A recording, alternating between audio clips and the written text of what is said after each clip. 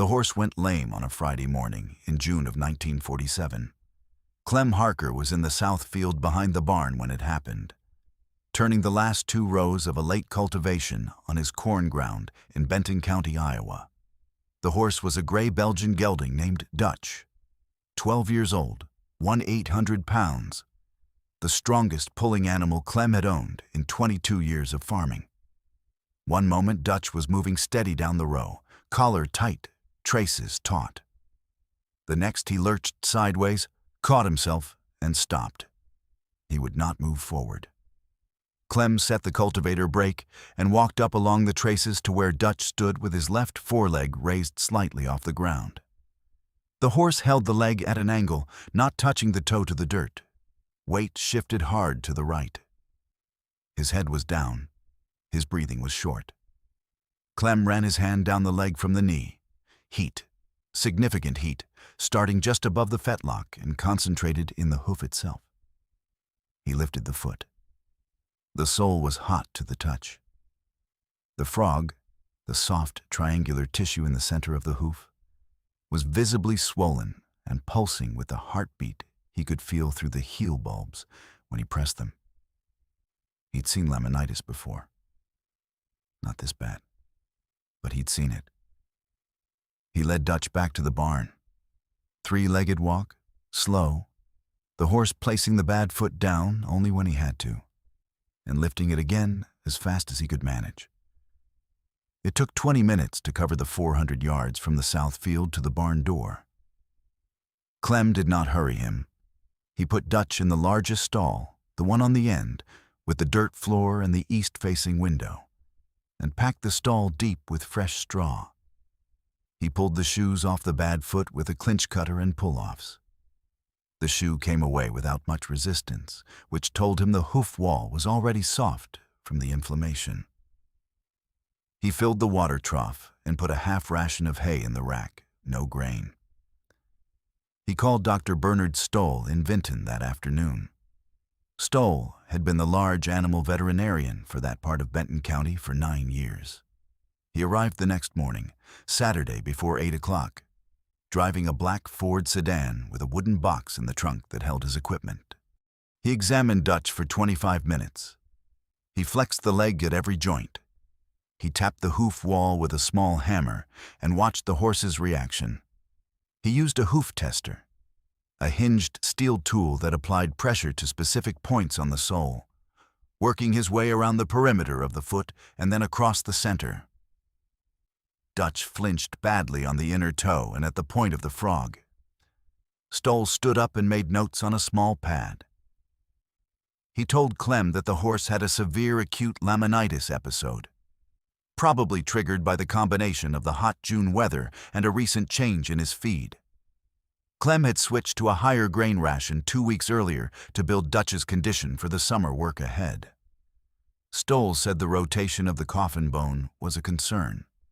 He couldn't confirm rotation without X-ray, and he didn't carry X-ray equipment. But based on the pain response at the toe and the angle of the hoof wall, he suspected some degree of coffin bone movement inside the hoof capsule, which in a horse Dutch's age and size was a serious finding. He said Dutch might pull through with rest, a corrective diet, and time. He also said that a 12-year-old draft horse of that weight with a laminitis episode this severe had a poor outlook for return to full work. The concussive load of field work, pulling equipment over hard ground through a summer and fall, was a different demand than pasture turnout. He said Clem should prepare for the possibility that Dutch was done as a working animal. He prescribed a reduced grain diet, cold water soaking for the foot if Clem could manage it. Stall rest, no exceptions. He charged $4.50 for the farm call and drove back to Vinton. Clem stood in the stall with Dutch for a while after Stoll left. The horse stood with his head dropped, not eating. The bad leg was resting, toe down, the heel raised slightly. A posture that meant the animal had found the one position that reduced the pain slightly and was holding it. Clem was 47 years old. He had 2 horses, Dutch and a younger sorrel mare named Bess, 9 years old, who was good but not Dutch's equal in the collar. He had 140 acres in Benton County, 90 of them in corn, the rest in oats and hay. He had a 1939 Farmel H that he used for road work and light jobs. But he had never trusted it fully for cultivation work and didn't intend to start. His father had farmed with horses his entire life, and Clem had grown up behind a team. He understood horses the way some men understood engines. By feel, by sound, by years of small adjustments. He also understood what it would cost to replace Dutch. A Belgian gelding in that condition, with that pulling record, at 1947 prices, was a $400 animal minimum. More if the seller knew what he had. Clem did not have $400 sitting available in June of 1947. He sat on the stall rail and thought for a while. He had grown up in Benton County, and his grandfather, who had farmed the same ground in the 1890s and early 1900s, had told him about the old ways of treating horses with hoof problems before veterinary medicine was widely available in rural Iowa. One of those treatments, which his grandfather described matter-of-factly as standard practice for hot hooves, was mud packing. Creek mud specifically, the clay-heavy mud from stream banks, which held moisture and stayed cool longer than ordinary soil. You packed the hoof with it, wrapped it, kept it wet. The clay drew heat. The sustained cooling reduced the inflammation in the hoof tissues. Stoll had said cold water soaking. He had not said anything about sustained cooling between soaks. He had not mentioned clay. Clem thought about the difference between cold water, which warms back to ambient temperature within minutes of exposure, and wet clay, which holds its temperature far longer and maintains consistent contact with the hoof wall and sole as it dries and cools. He walked down to the creek on the south end of his property that afternoon. Deer Creek, which ran clear over a gravel bed most of the summer, but had deep clay banks on the outside of the bends where the current had cut into the older deposits.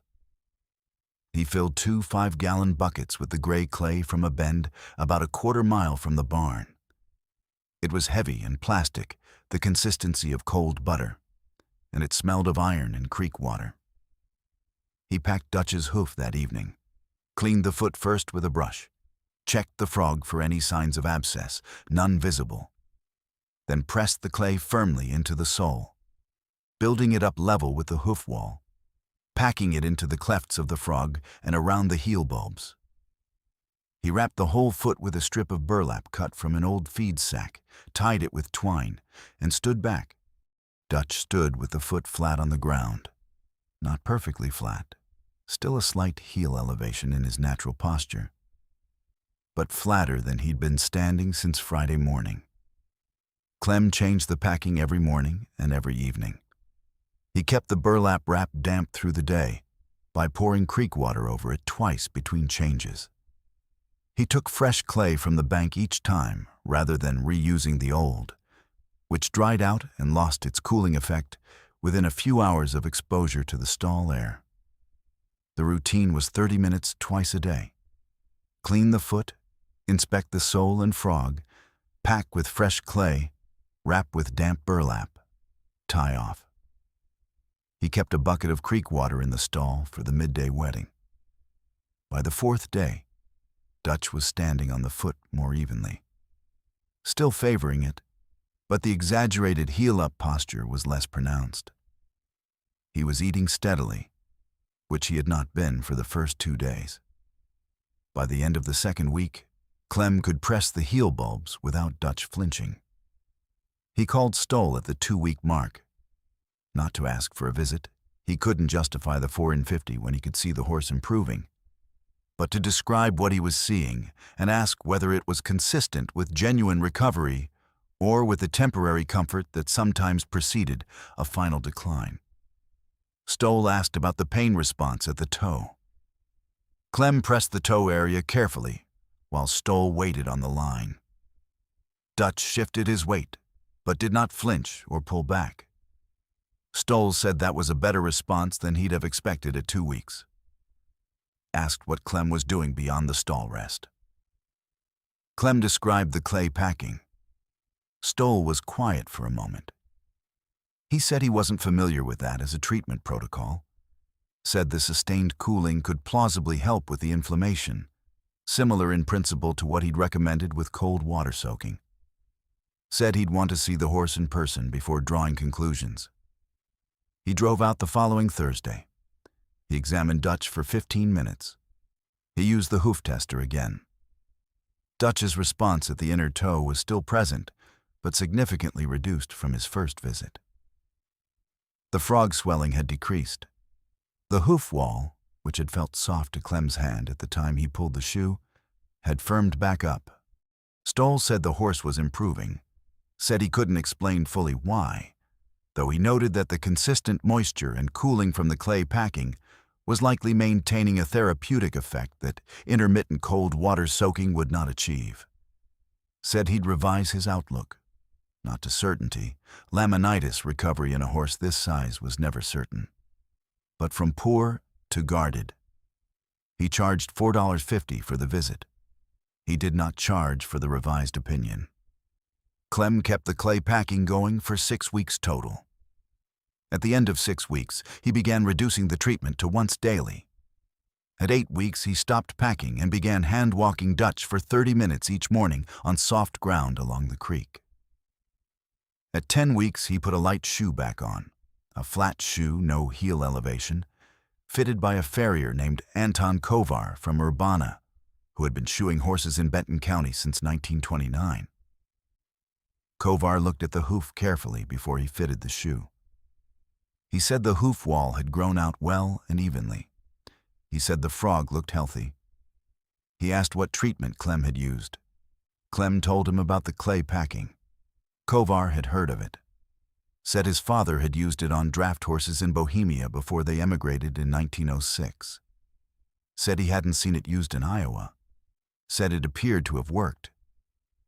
He shod Dutch at a lighter weight shoe than the horse's standard and charged $180 for the 2 front feet.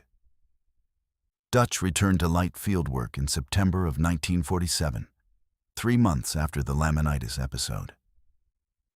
Not full cultivation work yet.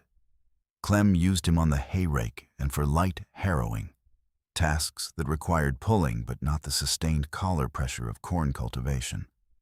Dutch moved freely. He showed no sign of the favoring he'd done through June and July. In the spring of 1948, Clem put Dutch back on the cultivator. He watched him closely the first day. Walked up to check his foot at the headland after every other row. Dutch pulled clean and even, placing the foot fully, no heel lift, no short stride. He worked him through that summer without incident. And the next summer, and the one after that, he changed the management. No high-grain ration in the weeks before heavy work. No abrupt feed changes.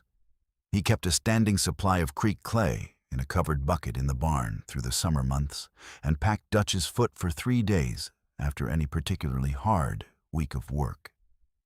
Not because the horse showed symptoms, but because Clem had learned something about what hot ground and a heavy collar could start in a hoof that had been through what Dutch's had.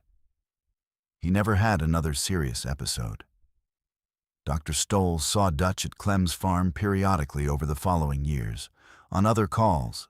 Bess with a wire cut in 1949, a sick calf in 1951. He looked at Dutch each time. In 1952, 5 years after the laminitis, he examined the left forefoot deliberately.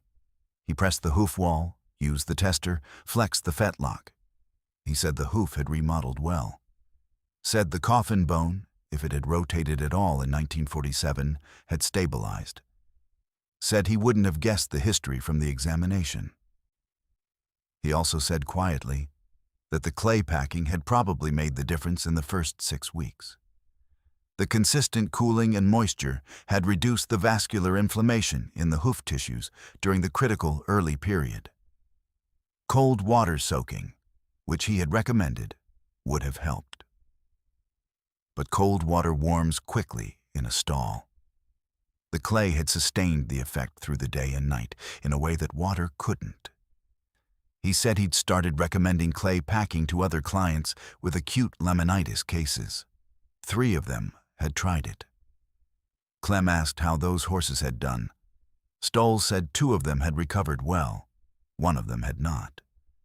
But that horse had been further along in the disease when treatment started than Dutch had been. Timing, Stoll said. It helped that Clem had caught it fast. Clem had been in the field with the horse. That was the difference. He'd felt Dutch stop and gone to him within a minute. Treatment had started within 36 hours of the first symptoms. Dutch worked fields in Benton County until 1961.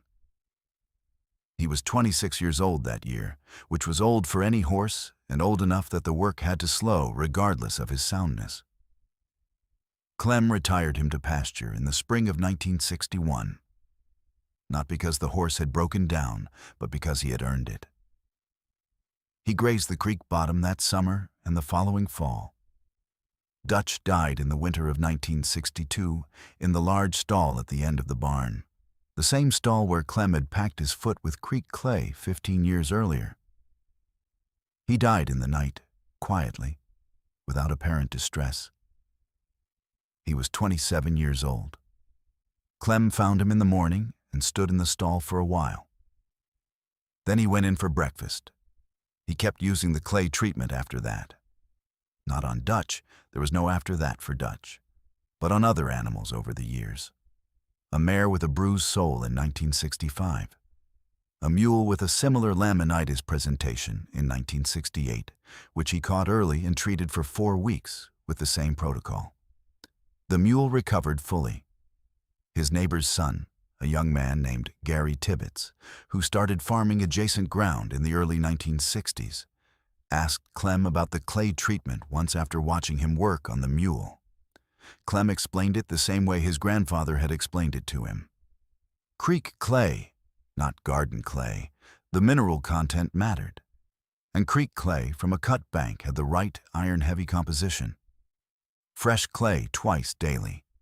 Keep the wrap wet between changes. Catch it early. Gary wrote nothing down. He listened. He remembered. He used the treatment on a lame draft horse of his own in 1971. The horse recovered and worked for 6 more years. Clem Harker farmed his 140 acres in Benton County until 1974. He sold the ground that year to a younger neighbor and moved into Vinton, where he lived until 1981. He never bought a replacement for Dutch after the 1947 laminitis episode. Never needed to. The horse Dutch Stoll had said was probably done as a working animal pulled corn cultivators for 14 more seasons, wore out 2 sets of collar pads, and walked the rows of that Benton County ground until Clem retired him himself. The gray Belgian gelding with the hot hoof and the burlap-wrapped foot and the bucket of creek clay standing in the corner of his stall. Done, the vet had said. 14 years later, still working.